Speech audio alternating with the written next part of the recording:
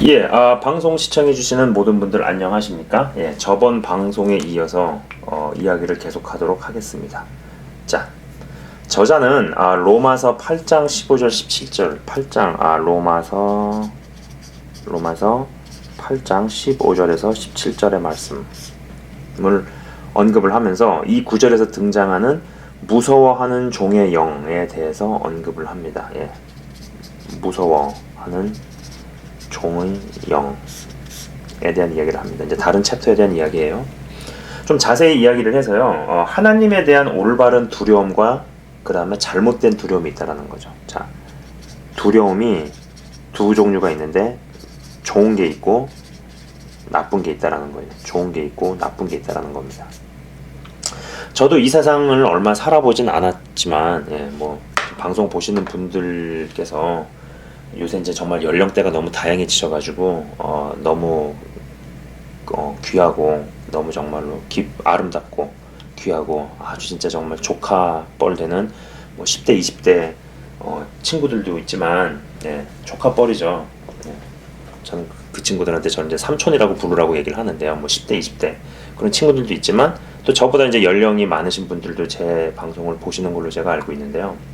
어쨌거나 제가 이 세상을 얼마 살아보진 않았지만 어린 친구에 비해서는 조금 더 나이를 먹었지만은 저보다 연배가 있으신 분들에 비하면은 제가 어떤 인생 경험이나 지혜나 경륜이 부족하다라는 걸 저는 인정을 합니다. 근데 확실히 인간은요 두려운 대상이 있어야지 스스로 조심을 하는 존재라는 생각을 예전부터 많이 하곤 했습니다. 어떤 무서운 대상이 있고 두려운 대상이 있어야지 스스로 알아서 자중을 하고 조심을 하고 스스로 뭔가를 고치려고 하는 수고를 한다라는 거죠. 그런 게 없게 되면은 방만해지고 안하무인이 되는 거죠. 근데 하나님께서 그 꼴을 보시나요? 아주 그냥 확 쥐어 박으시죠. 하지만 그런 어떤 긍정적인 역할, 두려움이라는 것이 주는 어떤 좋은 방향, 좋은 역할이 있지만은 하나님에 대한 잘못된 두려움에 빠지면 그분은 끊임없이 나를 감시하시고 나의 허물과 결점을 찾아내서 끊임없이 벌주고 하시는 분으로 인식한다라는 겁니다.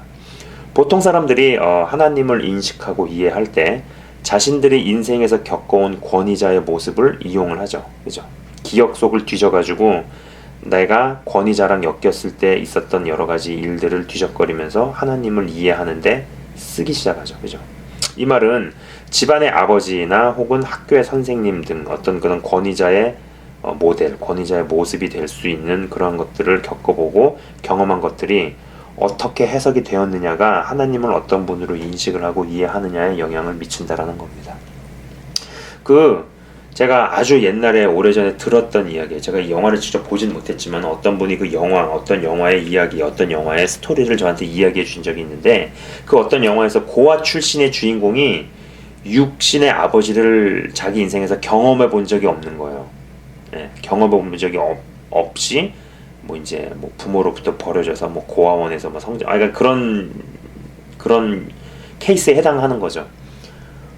그러다 보니까는 누구에게는 대단히 쉽게 하나님을 아버지라고 부르는 것이 전혀 어색하지도 않고 이상하지도 않은데 이 주인공은 하나님을 아버지라고 부르기까지 오랜 시간이 걸리는 내용을 들어본 것이 생각이 납니다.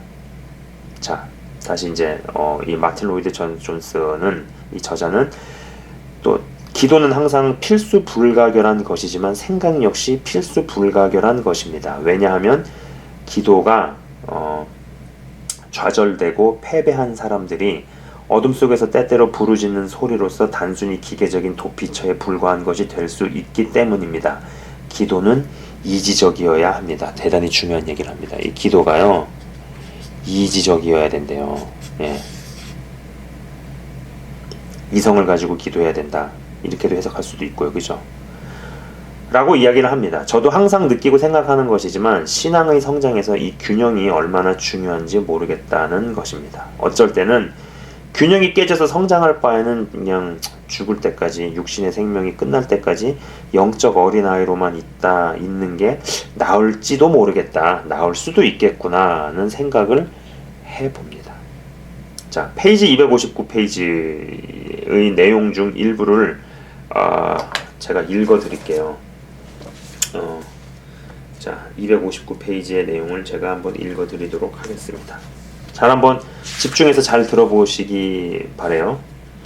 종의 영과 두려움을 내쫓는 길은 여러분이 하나님의 자녀라면 여러분이 천국으로 가도록 그리고 영광을 얻도록 운명 지어져 있다는 사실과 여러분의 안팎에서 보이는 모든 것들이 그 계획이 실행되는 것을 방해할 수 없다는 사실을 아는 것입니다. 이처럼 그리스도인의 생활은 그것을 준비하는 것에 대한 문제입니다. 세상을 이기는 이김은 이것이니 곧 우리의 믿음이라. 무엇에 대한 믿음입니까? 나는 궁극적인 운명에 대한 믿음입니다. 나의 궁극적인 운명에 대한 믿음입니다. 저는 이 대목에 대해서 조금은 다른 견해이지만 대체로 동의하고요. 단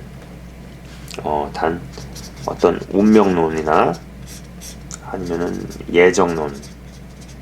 운명론이나 예정론적인 시각으로 운명론 혹은 예정론적 시각으로만 보는 것은 반대합니다.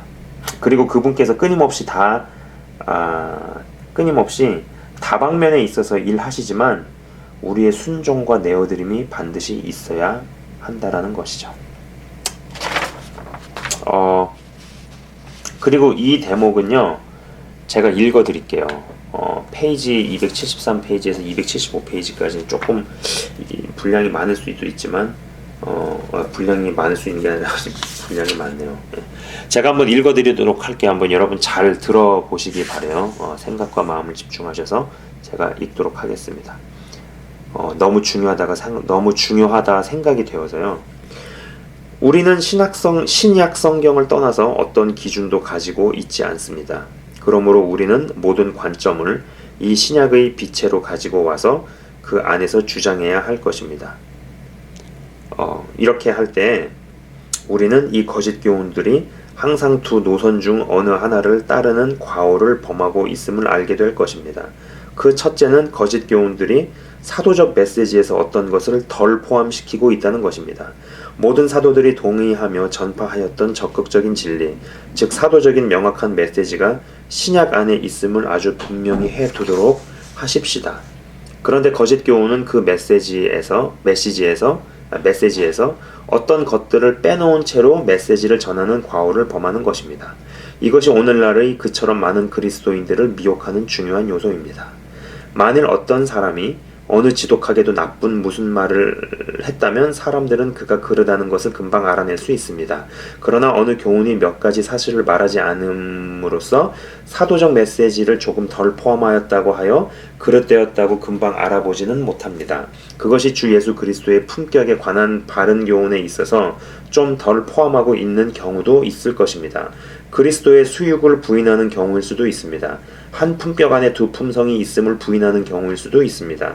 또 주님의 생애줌의 이적들을 부인하는 경우일 수도 있겠고 문자적인 육체의 부활을 부인하는 경우일 수도 있겠습니다.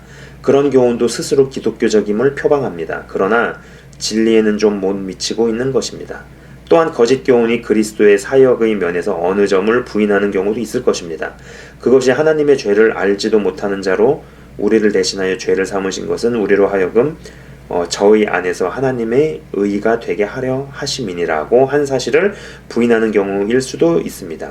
또 그것이 그리스도의 죽으심을 담은 훌륭한 사랑의 모범적 표시일 뿐이라고 묘사하는 경우일 수도 있겠고, 하나님이 그리스도로 하여금 친히 나무에 달려 몸으로 우리 죄를 담당케 하신 사실을 부인하는 경우일 수도 있을 것입니다.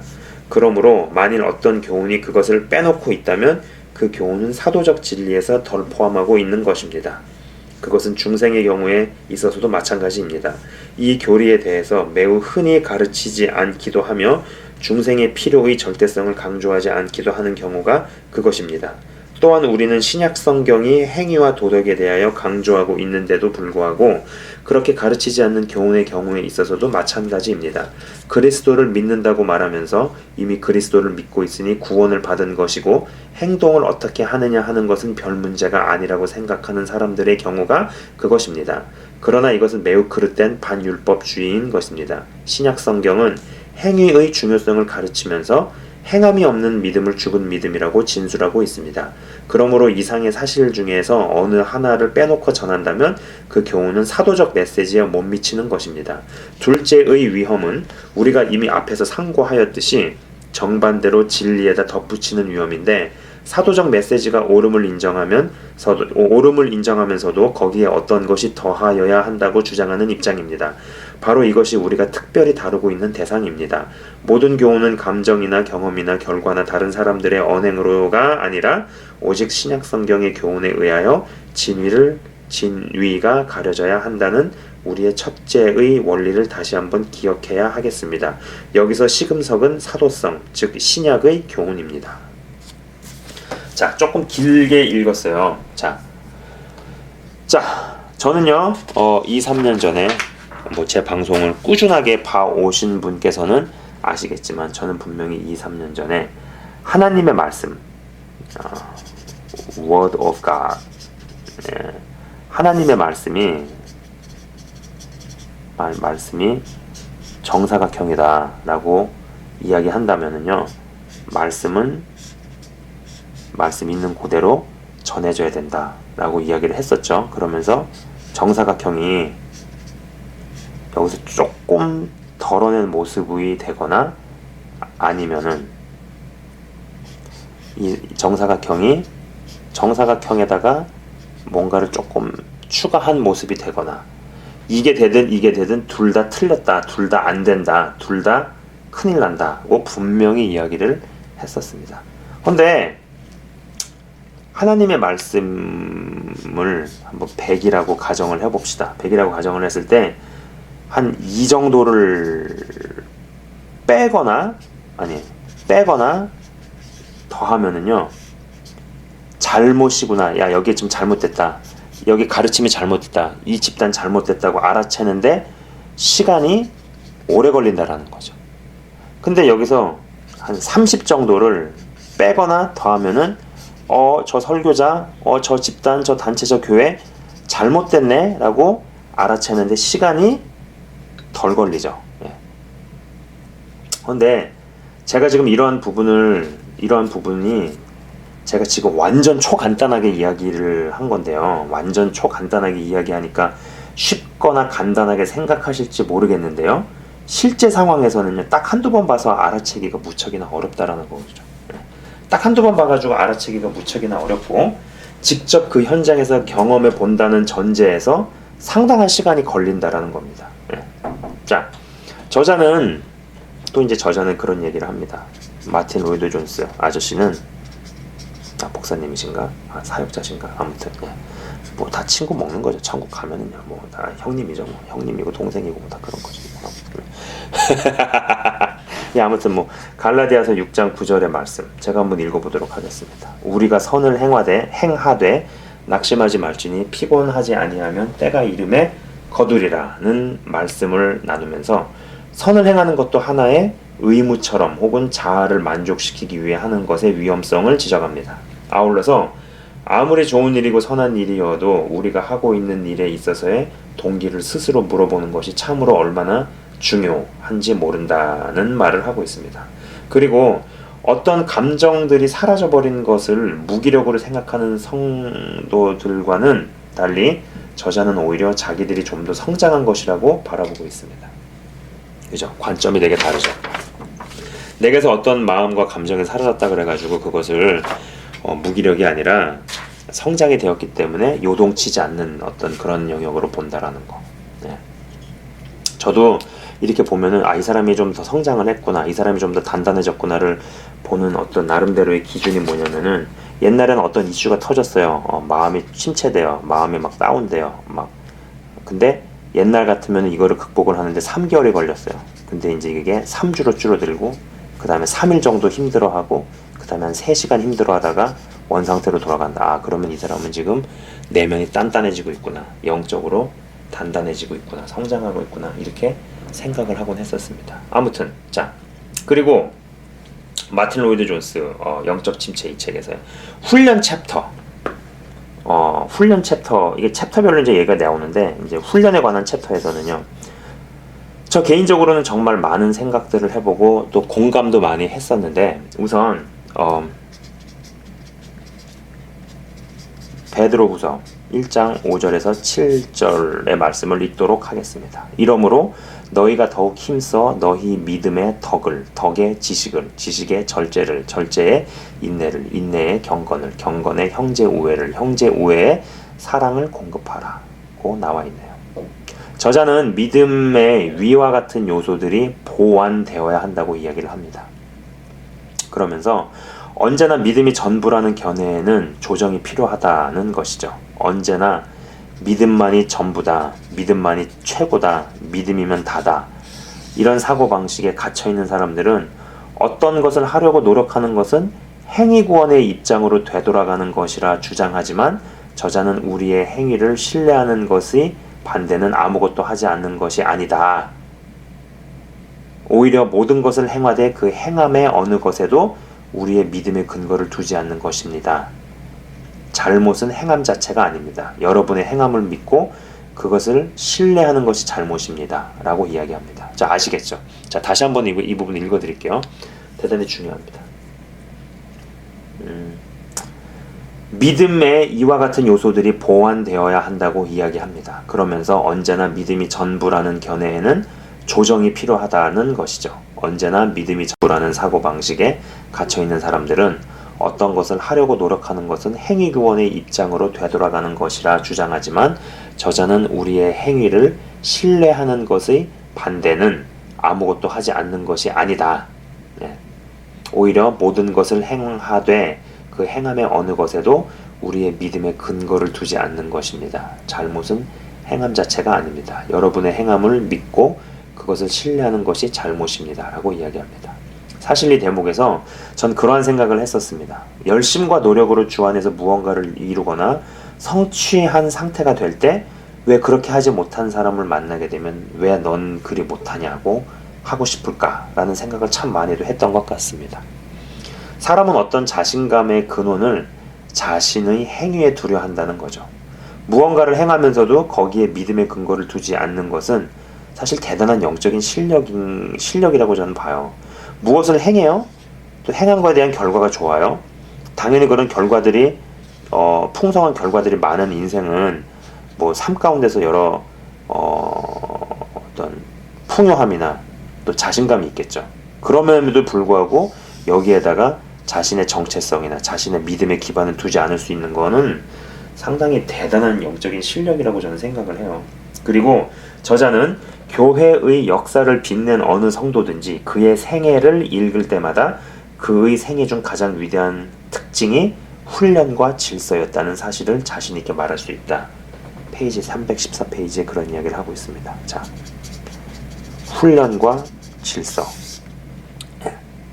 덧붙여서 너무도 많은 사람들은 단순히 스스로 착수하지 않았기 때문에 실패하여 비참하고 침체된 상태라 이야기하며, 훈련의 결여가 영적 침체를 불러오기에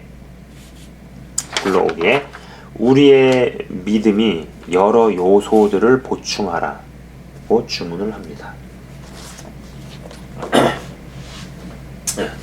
저자는 예수님을 믿는 것이 무슨 인생에 아무런 근심이나 뭐 어떤 걱정이 안 생기는 것처럼 지도를 하거나 인식해서는 안 된다고 또한 이야기하고 있습니다. 그리고 자기 주위에서 일어나는 일들에 아무런 영향을 받지 않고 자유롭게 된 사람이 기독교인이다 라고 이야기하지 않는다라는 거죠. 그죠? 그러니까 저는 그런 얘기를 하곤 해요. 믿음이 성장할수록 내가 사람이라는 거, 내가 인간으로 지음을 받았다라는 것 또한 더 인정을 해야 된다라는 생각이에요.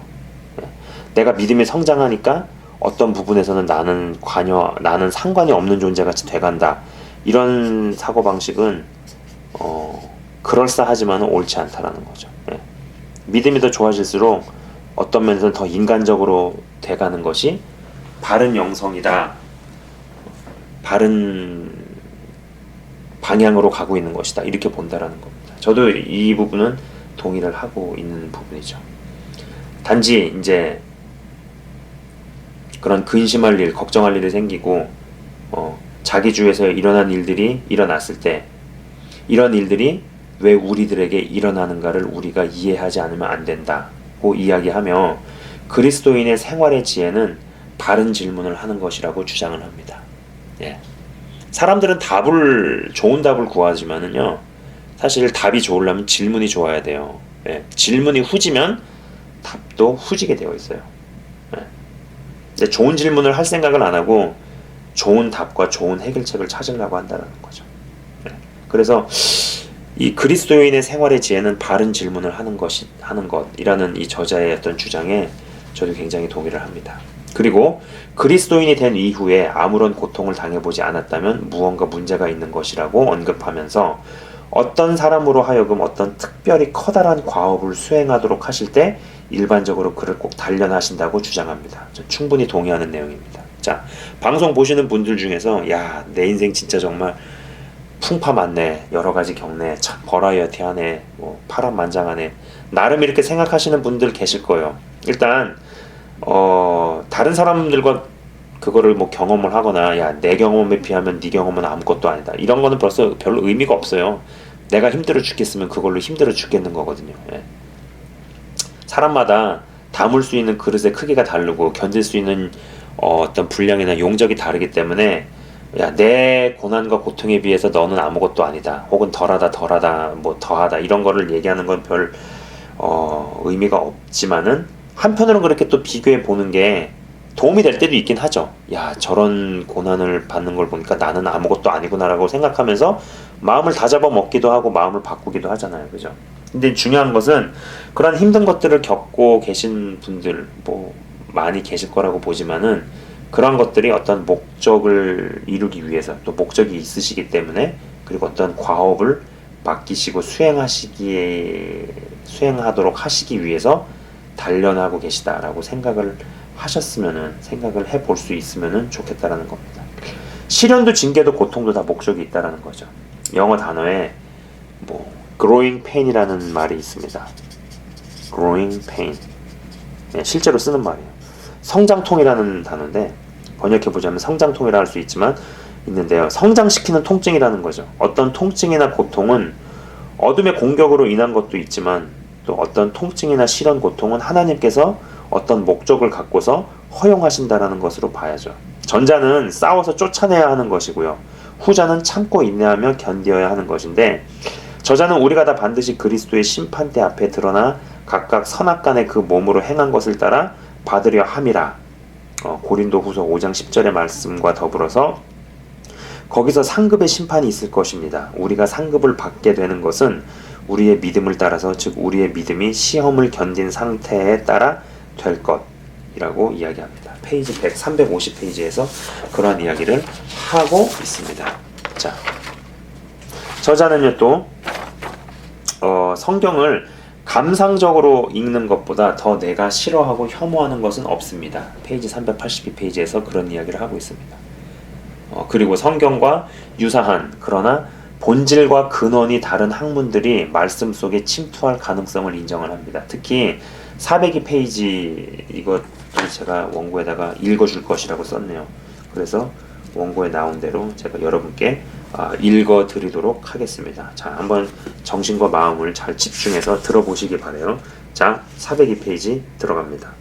나는 심리학이 기독교 신앙과의 관계에 있어서 가장 교묘한 위험 중의 하나라고 믿습니다. 사람들은 때때로 자기들이 가지고 있는 것이 단지 심리학적인 활동에서 나온 산물에 지나지 않으면서 자기들은 기독교 신앙에 기초하고 있다고 생각하기도 합니다. 이런 신앙은 실제의 위기를 당한 때 무너지고 맙니다. 우리는 심리학을 전하지 않습니다. 우리는 기독교 신앙을 전합니다. 이러한 접근이 어느 정도 도움이 될지 모르나, 네, 그러니까 이 402페이지 아까 제가 읽어드린 것에 나온 내용으로는요, 이러한 접근이 어느 정도 도움이 될지 모르나 심리학에 영향받은 기독교를 나쁜 기독교라고 언급을 합니다. 아울러서 기도할 때 진짜 받고 누리는 축복은 상황과 환경이 바뀌는 것이 아니고 나의 마음과 생각이 보호하심을 받는 것이라고 설파합니다. 바울 형님이 너희 구할 것을 하나님께 아뢰라, 그리하면 모든 지각에 뛰어난 하나님의 평강이 너희 마음과 생각을 지키시리라고 이야기를 했죠. 그죠? 그리고 저도 기도를 할 때 경험할 수 있는 일들 세 가지가, 첫 번째가 응답이고, 두 번째가 응답이 지연되는 거고, 세 번째가 노응답이라 그랬습니다. 그죠? 근데 이 셋 중에 하나인데, 예? 기도를 할 때 일어나는 일이 이 셋 중에 하나인데, 이 셋 중에 어떤 게 내게 진짜 복인지 알 수 없다. 이 셋 중에 어떤 게 나에게 최후에 가서도 진짜 복으로 귀결이 되는지 우리는 알 수 없다고 이야기를 방송에서 분명히 했었습니다. 그죠? 허나 내 마음과 생각이 기도할수록 바뀌고 있다면 여러분 정말 잘 가고 있는 거다 고 말을 했었습니다. 저자는 또 이제 우리가 기독교 진리에 대하여 이해하고 있어야 할 사실은 그것이 우리의 삶 전체를 지배하는 성질의 것이라는 점입니다. 기독교 복음은 그리스도인 전체의 삶을 주관한다고 이야기합니다. 이 부분 또 여러분에게 읽어드리고 싶네요. 좀 읽어드리고 싶은 게 많아요. 이제 한번 마음과 정신을 잘 집중해서 들어보시기 바랍니다. 자,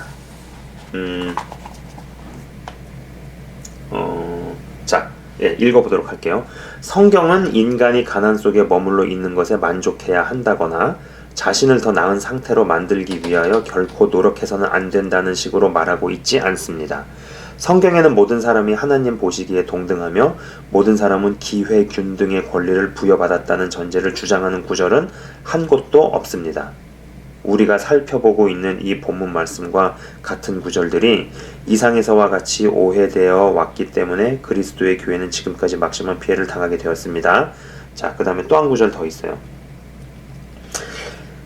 바울이 말하고 있는 것은 그가 환경에 지배받거나 좌우되지 않는다는 말입니다. 여러분이 만일 정당하고 합법적인 수단을 써서 여러분의 환경을 개선할 수 있다면 그 모든 수단을 사용하여 그렇게 하십시오. 그러나 그렇게 할 수 없다면, 그리고 여러분이 곤궁한 위치에 그냥 머물러 있을 수밖에 없다면 그 환경에 지배받지 마십시오. 제가 방금 전에 읽어드린 내용에서의 그 본문이라고 하면요, 빌립보서 4장 10절에서 12장을 이야기하는 거거든요. 예. 아까 읽어드린 그 책 내용에서 본문이라는 부분 나온 거는요, 빌립보서 4장 10절에서 12절 얘기거든요. 예.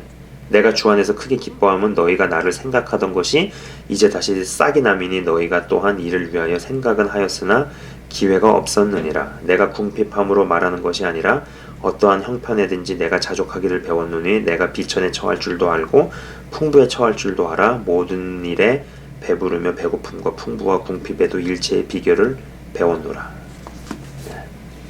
이 성경구절 말씀을 기회 균등 혹은 환경에 대한 무관심 혹은 이교적인 금욕주의로 받아들인다면은 안 된다라는 겁니다. 그리고 환경을 개선할 수 있으면 모든 수단을 써서 그리하되 머물러 있을 수밖에 없다면 지배받지 말라는 거죠. 마지막으로 저자는 빌립보서 4장 13절의 내게 능력 주시는 자 안에서 내가 모든 것을 할 수 있느니라는 말씀에 대한 여러 이야기들로 마지막 챕터를 끝맺습니다. 몇 부분을 직접 읽어드리는 게 나을 것 같네요. 네, 첫 번째가 페이지 441페이지의 부분입니다. 이건 약간 살짝 좀 되는데 한번 들어보세요. 자, 마음과 정신을 집중하셔서 들어보시기 바랍니다. 그러면 여러분은 그들이 바로 이 생활 방식의 결과로서 세상에서 일어나는 모든 일에 일종의 소극적 무관심을 발달시켰었다는 사실을 발견하게 될 것입니다. 또한 여러분은 그와 비슷한 사실을 인도 바라문교의 수도사들에게서도 찾아볼 수 있을 것입니다. 그들은 마음의 힘을 잘 개발시킴으로써 자기의 육체를 지배할 수 있으며 마음의 수양에 몰두함으로써 자기들 주위에서 일어나는 것들에 일종의 면역성 또는 무관심을 발전시킬 수 있는 사람들입니다. 이것은 또한 힌두교와 불교 같은 많은 동방 종교들을 특징짓는 대원칙이기도 합니다. 그 모든 종교들은 근본적으로 사람들로 하여금 환경과 여건에 대하여 죽고 그들 주위에 있는 세계에 무관심을 기르고 이 세상에서의 삶을 환경의 영향을 받지 않고 살아가도록 도와주기 위한 목적으로 생긴 종교들입니다. 저자는 모든 종교들은 궁극적으로 염세주의적이라고 평합니다. 442페이지에 나오네요. 그리고 기독교 복음은 부정적 혹은 소극적인 것이 아니라 본질적으로 적극적인 것입니다. 물질을 본질적으로 악한 것이라고 보지 않습니다. 세상도 물질적인 면에 있어서도 그 자체가 본질적으로 악하다고 여기지 않습니다.고 442페이지에서 이야기합니다. 저는 이러한 저자의 시각이나 주장이 결코 주님과 얼마나 일체를 이루어내느냐가 관건이라는 생각입니다. 적지 않은 크리스찬들이 갈라디아서 2장의 내용을 오해한다고 봅니다. 마지막으로 448페이지의 내용, 이게 이제 마지막으로 읽어드리는 내용이 될 것 같아요. 책의 거의 후반부인데, 자, 여러분 한번 잘 들어보세요. 좀 중요할 수 있는 내용이에요. 자, 갈라디아서 2장이요. 일단 이렇게 시작이 돼요. 이제는 내가 사는 것이 아니요 내 안에 계시는 그리스도께서 사시는 것이라. 그죠? 그리고 간증한 말씀을 기억하실 것입니다. 이렇게 나오네요. 갈라디아서 2장에 이런 얘기 나옵니다. 자, 이제 읽어드립니다. 이 구절에서 내가 삭제되어 있습니까? 이제는 내가 사는 것이 아니요 내 안에 계신 그리스도께서 사시는 것이라. 내가 이제 육체 가운데 사는 것은 나를 사랑하사 나를 위하여 자기를 주신 하나님의 아들을 믿는 믿음으로 사는 것이라. 여기에는 여전히 내가 있습니다. 그러므로 우리가 이 교훈에 공정하고자 하면 우리는 참된 위치를 고수하지 않으면 안 됩니다. 그리스도인의 생활은 나 스스로 내 자신의 능력으로 사는 생활이 아닙니다. 또한 나는 제거되고 그리스도께서 다 하시는 그런 생활도 아닙니다. 그죠? 자, 믿음이 자라나도 여전히 내 안에 나는 있죠. 나라는 존재가 완전히 없어지고 사라지고 주님이 다 하시는 것도 아니죠. 저도 방송에서 오래전에 언급을 했지만 제가 그런 얘기를 했었어요.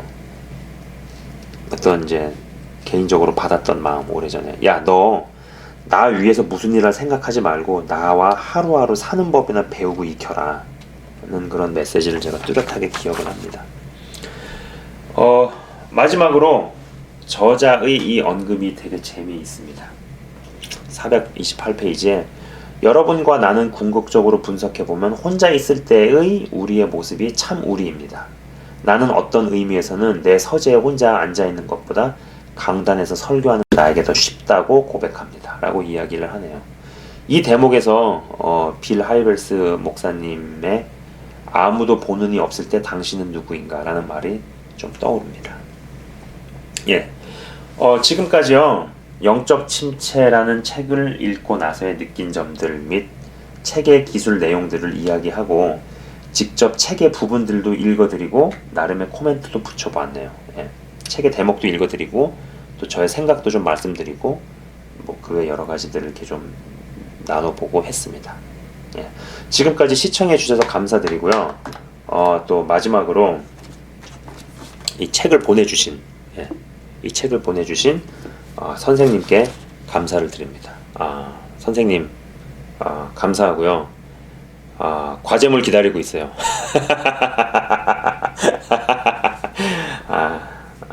아무튼 여러모로 감사합니다. 예. 시청해주셔서 감사합니다.